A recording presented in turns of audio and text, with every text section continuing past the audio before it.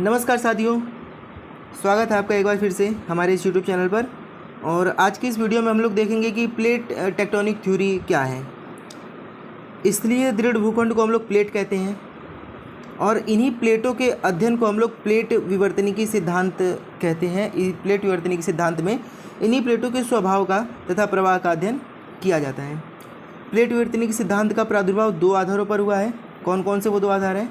तो पहला है महाद्वीपीय प्रवाह की संकल्पना और दूसरा है सागर तली के प्रसार।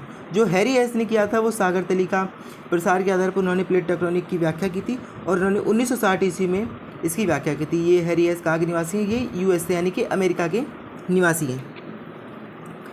प्लेट शब्द का प्रथम प्रयोगकर्ता जेटी विल्सन या फिर हम कह सकते हैं कि ट्रूडो विल्सन है। ट्रूडो विल्सन कहाँ के हैं? वो कनाडा के हैं। प्लेट विवर्तनिकी शब्द का प्लेट विवर्तनिकी शब्द का प्रयोगकर्ता कौन है? तो WJ मॉर्गन। प्लेट शब्द किसने दिया है? ट्रूडो विल्सन ने दिया है। प्लेट विवर्तनिकी शब्द किसने दिया है? वो WJ मॉर्गन ने दिया है और WJ मॉर्गन है यूएसए के। अब देखते हैं हम। देखिए, हैरी हेस ने 1960 में सागर तल का प्रसरण सिद्धांत प्रस्तुत किया।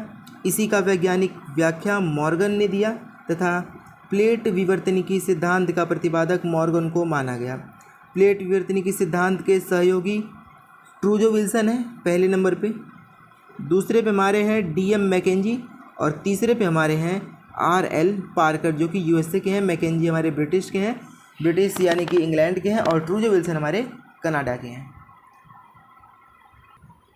देखिए, ये हमारा प्लेट टेक्टोनिक सिद्धांत को हम देख लेते हैं। यह सिद्धांत महाद्वीपीय प्रवाह, समुद्र तलीय प्रसरण, ध्रुवीय परिभ्रमण, ठीक है, और द्वीप चाप तथा महासागरीय कटक की गुत्थी को सुलझाता है। जो प्लेट टेक्टोनिक थ्योरी है वो इन सभी गुत्थियों को सुलझाती है। प्लेट महाद्वीप एवं महासागरीय स्थल खंडों से मिलकर बनती है। यह दुर्बलता मंडल एस्थेनोस्फीयर पर तैरती है जिसमें प्लेटों की औसत मोटाई 33 किलोमीटर मानी गई है। महाद्वीप की मोटाई अगर हम अलग से देख लें तो महाद्वीप की औसत मोटाई कितनी है? 50 से 60 किलोमीटर। महासागरों की औसत मोटाई कितनी है? 5 से 10 किलोमीटर।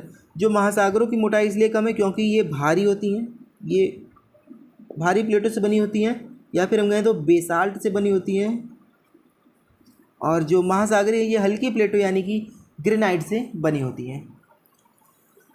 हम देखते हैं कि प्लेटों की संख्या। तो प्लेटों की उनकी संख्या के आधार पर बड़ी प्लेट और छोटी प्लेट दो भागों में बांटा गया है। बड़ी प्लेटों की संख्या 7 है और छोटी प्लेटों की संख्या को 3 भागों में। देखिए जो इनकी संख्या है वो तो 20 है, लेकिन नासा मानता है कि इनकी संख्या 100 है। और जो हैरी हेस है जिन्होंने प्लेट टेक्टोनिक का सिद्धांत दिया वो मानते हैं कि हैरी हेस के अनुसार 6 प्लेटें हैं। देखिए, बड़ी प्लेटें कौन कौन सी हैं? तो बड़ी प्लेटें हमारी हैं कि इंडो ऑस्ट्रेलियन प्लेट, प्रशांत प्लेट इनमें सबसे बड़ी है, अफ्रीकन प्लेट, उत्तरी अमेरिकन प्लेट, दक्षिणी अमेरिकन प्लेट, यूरेशियन प्लेट और अंटार्कटिका प्लेट। और जो छोटी प्लेटें हैं वो हैं Arabian plate, Caribbean plate, Scotia plate, Nazca plate और कोकोस प्लेट, और छठवीं जो है वो है फिलीपींस प्लेट। ये हैरी हेस के अनुसार 6 प्लेटें हैं। जैसा कि आपको इस ग्राफ में दिख रहा होगा, ये चित्र है, ये आप मानिए पूरा विश्व है ये चौकोन डिब्बे के अंदर। और इसमें हम 6 बड़ी प्लेटें हमने बताई थी। 6 बड़ी प्लेटें पहचानते हैं कौन कौन सी है? तो प्रशांत महासागरीय प्लेट 1 नंबर, उत्तरी अमेरिकन प्लेट 2 नंबर, दक्षिणी American plate 3 number, Antarctica plate 4 number, Eurasian plate 5 number और छठवीं है वो है इंडो ऑस्ट्रेलियन प्लेट। ये हो गई 6 बड़ी प्लेटें। और इसमें जो है मेन छोटी प्लेटों को दिखाया गया है। एक है उत्तरी अमेरिका साइड में जॉन डी फूका, दूसरी है कोकोस प्लेट। कोकोस प्लेट ध्यान दीजिए कि तिरछे जा रही है, ये प्लेट तिरछे जा रही है। नज़का प्लेट आ रही है हमारी, ये टकरा रही है उससे दक्षिणी अमेरिका से, और यहाँ पे पर्वत का निर्माण करेगी। कौन सा पर्वत का निर्माण करेगी आप लोग बताइए? जॉन डी फूका। ये भी टकराएगी उत्तरी अमेरिकन प्लेट से। यहाँ पर भी एक पर्वत का निर्माण होता है, वो भी आपको बताना है किस पर्वत का निर्माण होगा। ये हो गई आपकी, ये भी वही जॉन डी फूका और कोकोस प्लेट और नज़का प्लेट, क्योंकि धरती गोल है तो इधर भी प्रशांत महासागरीय प्लेट, इधर भी वही रहेगी, ठीक है। ये हो गई एक अफ्रीकन प्लेट। तो अब प्लेटें हमने देख ली, अब इनको हम देखते हैं कि प्लेटों के चलने एवं दिशा के आधार पर इसे कितने भागों में हम बांटेंगे। ये ग्राफ आप लोग बढ़िया से एक बार देख लीजिए। देखिए, प्लेटों के चलने एवं दिशा के आधार पर इसे 3 भागों में हम बांट सकते हैं। कौन कौन से 3 भाग है वो? पहला है अभिसारी प्लेट, इसको हम कहते हैं विनाशात्मक प्लेट किनारा। दूसरा है अपसारी प्लेट, इसको हम कहते हैं संरचनात्मक प्लेट किनारा। और तीसरा है हमारा समानांतर या संरक्षी प्लेट किनारा।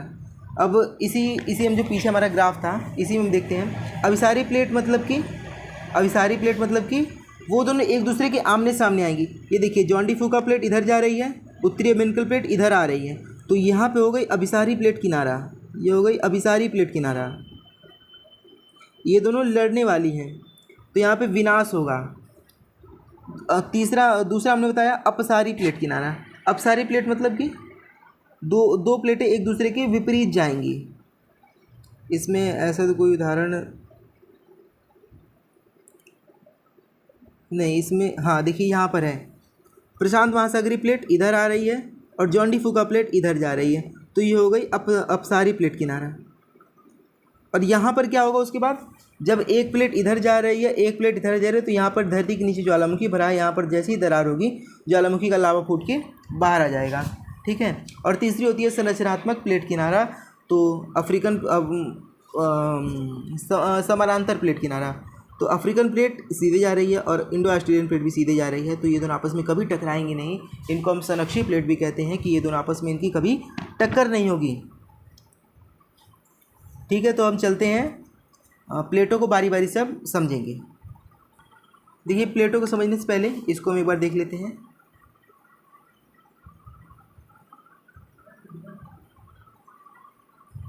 देखिए, जो महासागरीय प्लेट होती है इसका भार अत्यधिक होता है।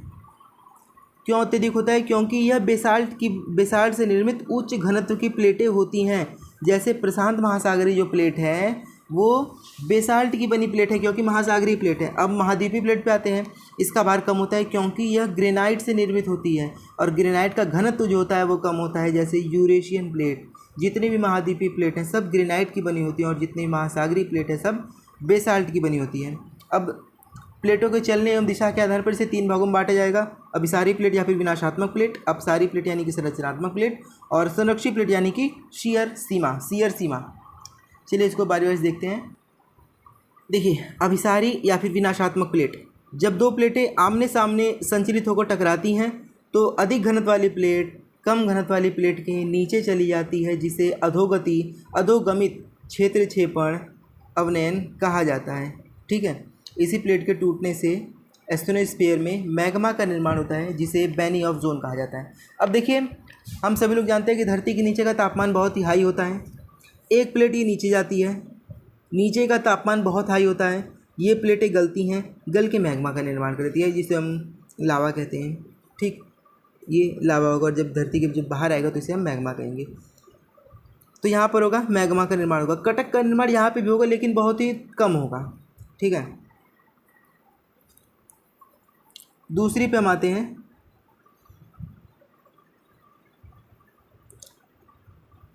नहीं, अभी ये देखिए, अभी दूसरा नहीं, अभी अपसारी प्लेट ही है। देखिए, अपसारी प्लेट को उनके स्वरूप के आधार पर 3 भागों में बांटा जा सकता है। पहला, महाद्वीप और महाद्वीप जब प्लेट टकराएंगी, जब एक महाद्वीपीय प्लेट टकराएगी और दूसरे महाद्वीपीय प्लेट टकराएगी तो क्या होगा, तो महाद्वीप और महासागरीय प्लेट, तो महासागरीय प्लेट का भार नीचे ज़्यादा रहेगा, तो महासागरीय प्लेट हमेशा नीचे जाएगी और महासागरीय प्लेट ऊपर आएगी। और जब ये ऊपर आएगी तो यहाँ पे बनेगा ज्वालामुखी बनेगा। और यहाँ पे और कौन कौन सी घटनाएं होगी, तो सर यहाँ पे जब 2 प्लेटें आमने सामने टकराएगी तो पहली होगी कि वहाँ पे नवीन वलित पर्वत बनेगा, दूसरा होगा भूकंप बनेगा, भूकंप के झटके वहाँ पर महसूस होंगे, तीसरा होगा कटक बनेगा और चौथा गर्त बनेगा। गर्त मतलब खाई। जैसे हम देखते हैं तो प्रशांत महासागर, जॉन डी फूका और प्रशांत महासागर की प्लेट है, प्रशांत महासागर में सब होता है जॉन डी फूका प्लेट, और नॉर्थ यूएसए यानी कि उत्तरी अमेरिका में जब ये प्लेटें आमने सामने टकराती हैं तो वहाँ पर रॉकीज़ पर्वत का निर्माण होता है। जब नज़का प्लेट और साउथ यूएसए टकराता है तो एंडीज़ पर्वत का निर्माण होता है। ठीक है। देखिए, यहाँ पर हमारा जॉन डी फूका है, ये पहला, ये इधर जा रहा है और ये उत्तरी अमेरिका टकरा रहा है, तो यहाँ पे बनेगा रॉकी पर्वत। रॉकी पर्वत यहाँ पे बना है, इसीलिए नज़का प्लेट इधर आ रही है, कोकोस दक्षिणी अमेरिकन प्लेट इधर आ रही है, तो यहाँ बनेगा एंडीज़ पर्वत। यहाँ पे देखिए, इंडो ऑस्ट्रेलियन प्लेट इधर आ रही है, यूरेशियन प्लेट इधर आ रही है, तो यहाँ बना हिमालय पर्वत। ये सब नवीन वलित पर्वत यहाँ पर बनेंगे। जब दो प्लेटें आमने सामने टकराएंगी तो वहाँ पर नवीन वलित पर्वतों का निर्माण होगा, वहाँ पर भूकंप के झटके महसूस किए जाएंगे। पहली कंडीशन थी कि जब महासागर और महाद्वीपीय प्लेट टकराएं। दूसरी कंडीशन बनती है कि जब महाद्वीपीय और महाद्वीपीय प्लेट टकराएं तब क्या होगा, तब भैया इन दो, ये एक महाद्वीप और ये दूसरा महाद्वीप है, तो इन दोनों में से जिसका घनत्व ज़्यादा रहेगा वो नीचे जाएगा, जिसका घनत्व कम रहेगा वो ऊपर जाएगा। यहाँ पर क्या होगा, भूकंपीय घटना बनेगी, वलित पर्वत तो बनेगा ही, ठीक है।